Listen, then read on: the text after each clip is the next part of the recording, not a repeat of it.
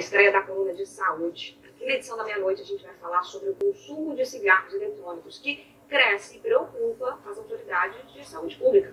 No mês passado, uma decisão unânime, a Agência Nacional de Vigilância Sanitária manteve a proibição de venda desses dispositivos. O problema é que eles já são consumidos em larga escala, principalmente entre os mais jovens. Você já deve ter reparado por aí pelas ruas, viu? Olha só o que aconteceu, você vai acompanhar comigo no telão. Uma pesquisa da Universidade de Pelotas mostra que 1 em cada 5 brasileiros entre 18 e 24 anos fazem ali uso dos vapes ou pods. Na população em geral, essa taxa é bem mais baixa, 7%. Além da nicotina, mais de 80 substâncias químicas são encontradas nesses dispositivos, inclusive metais pesados e solventes, informações da Universidade Federal de Pelotas. Gente, sobre esse assunto, a gente vai continuar falando. A gente convidou o pneumologista Alexandre Milagres, ele que é médico do Hospital Municipal Rafael de Paula Souza. Doutor, muito obrigada pela sua participação aqui na edição da meia-noite. É um prazer recebê-lo aqui. Obrigada, viu? Seja sempre bem-vindo. Prazer é nosso. Eu que agradeço. Professor, a gente, enfim, o assunto é extenso, então eu vou tentar aqui ser bem objetiva, viu? Esses cigarros eletrônicos começaram a ser vendidos, eu lembro bem disso, como alternativa para o pessoal fugir do cigarro convencional que a gente já está acostumado, né? Isso se comprovou, deu certo, pelo visto tem mais gente migrando para ele, né? Não, isso de forma alguma deu certo. Na verdade, nós estamos enfrentando uma questão super delicada, porque o que a gente já sabe desde 2009 é que não há evidências científicas suficientes para a gente considerar que esses produtos sejam benéficos à saúde humana. Então, agora, recentemente, quer dizer, a Anvisa, em 2009, disse que não haviam evidências suficientes e usou o princípio da precaução. Ou seja, se nós não temos garantia de que usar esses novos produtos, novos dispositivos, seja benéfico, o melhor que a gente aguarde melhores evidências. E o que aconteceu de 2009 para 2022 é que as evidências que surgiram falam contra a adoção desses dispositivos eletrônicos para fumar como instrumento, seja de auxílio à cessação ou seja de benefícios outros. O que nós temos visto pela experiência internacional é que o controle do tabaco, que estava sendo bem realizado e bem executado nos últimos 10 a 20 anos, está correndo um risco gravíssimo de retrocesso com a entrada desses novos dispositivos. Ninguém fuma pelo prazer simples de fumar. Fuma-se para obter nicotina, que é a substância psicoativa com maior poder de gerar dependência.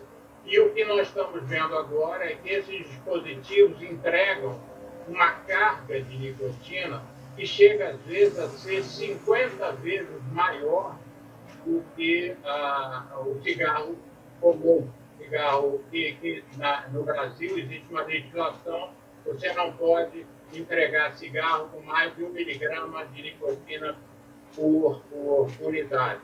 E agora, o que a doutor gente Alexandre, pela experiência internacional é que isso está sendo muito ultrapassado.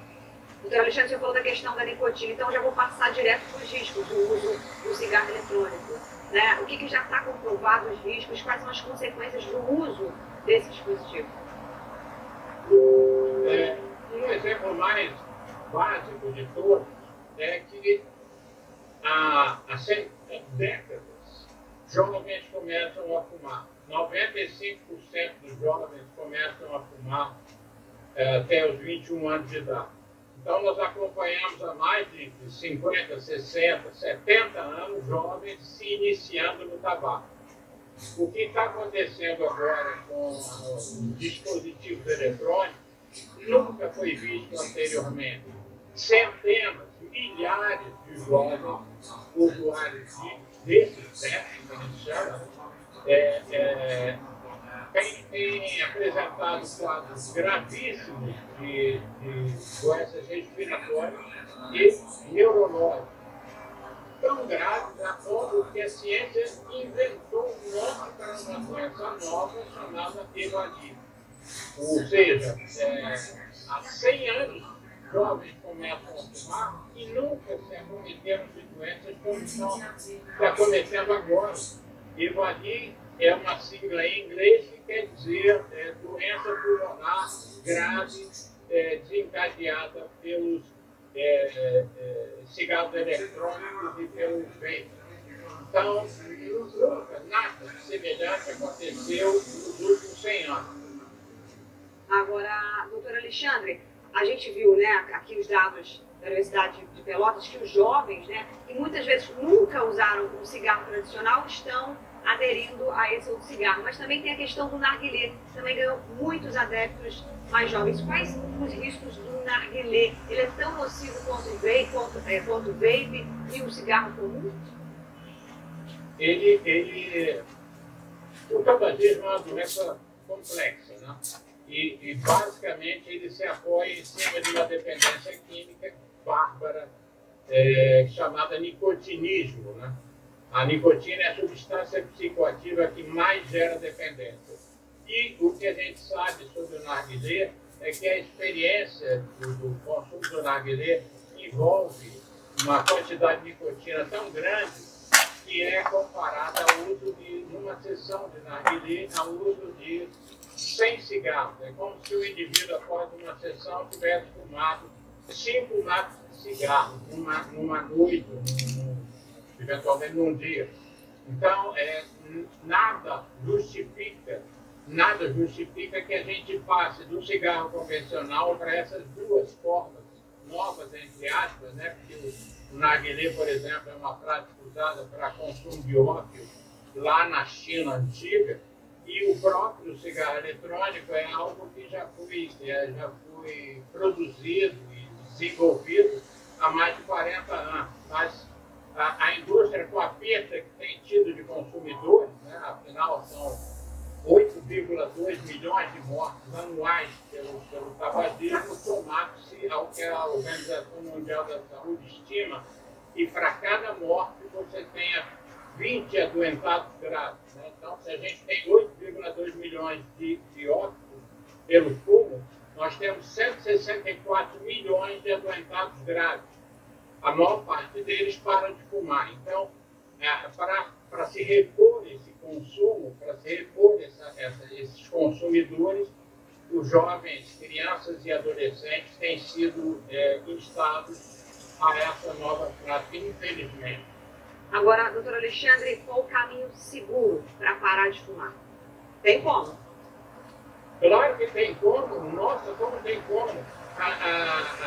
O Brasil é um país tão fantástico e tem o maior fator de proteção, de inclusão social do planeta, né? Talvez só a Inglaterra se assemelhe a gente.